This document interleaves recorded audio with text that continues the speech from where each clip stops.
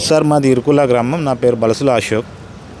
మాది ఇరుకుల గ్రామంలో school పక్కపొంటి 225, 227, 232 survey నంబర్లో గల భూమిని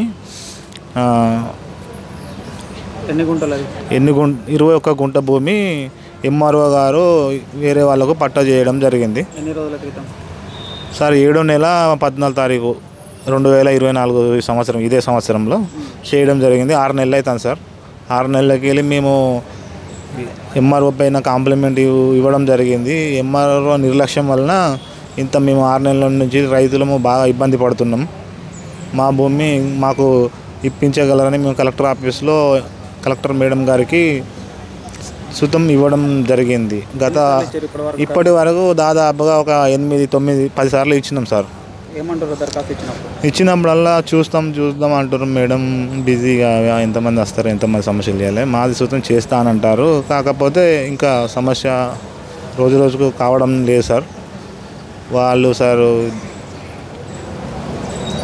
సార్ ఏంటంటే ఇప్పుడు మా భూమి చేసుకున్న వాళ్ళు వాళ్ళ బిడ్డే విఆర్ఏ చేస్తే సార్. ఆమె పేరు బలుసుల అనుష. విఆర్ఏ చేసింది గతంలో. ఆ బలుసుల అనుష ద్వారానే ఇదంతా దొంగతనంగా పట్టా చేయడం జరిగింది సార్. ఆమె పైన సుతం చట్టరీత్యా చర్యలు తీసుకోవాలి.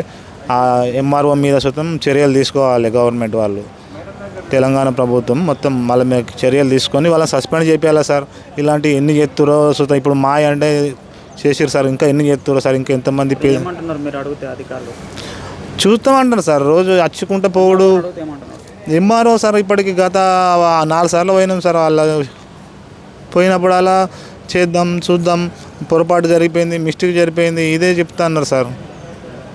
చేపిస్తాం, మేడంతో మాట్లాడదాం, ఆర్డీఓతో మాట్లాడదాం అంటారు. ఆర్డీఓ సార్ గారు సుతం గతంలో ఎంఆర్ఓ చేశారు సార్. ఇప్పటి ఆర్డీఓ గారు ఆయన సుతం దొంగ ఫోర్జరీ చేసారు సార్. సార్ సుతం చెప్తుండేది నా సంతకం వద్ద ఫోర్జరీ చేసారు, వాళ్ళ మీద కేసు పెట్టండి అని సార్ సుతం చెప్తాడు. అయినా మేము మొత్తం సార్ మాది 1.5 ఎకరం భూమి సార్. 21 గుంట భూమి ఎక్కించుకున్నారు సార్. 1.5 ఎకరంన్నరలోకి వెళ్ళి ఇట్లా దొంగ పట్ట చేయడం జరిగింది సార్. ఇప్పుడు ఎంఆర్ఓ ఏమంటుండే మీరు అడిగితే? ఎంఆర్ఓ సార్ మేము ఇప్పుడు 2 సార్లు పోయినాం సార్. మిస్టేక్లో జరిగిపోయింది. మేడం ఆ రోజు 100 ఫైళ్ళు పంపించారు. ఒక్కరిని ఎంతగానో చూసుకోవాలి, నేను వాళ్ళ మీద చర్యలు తీసుకుంటా అని అంటుండు సార్. చర్యలు తీసుకున్నాడు లేదు సార్, ఏం లేదు సార్. ఫైనల్గా మీరు ఏం కోరుకుంటారు?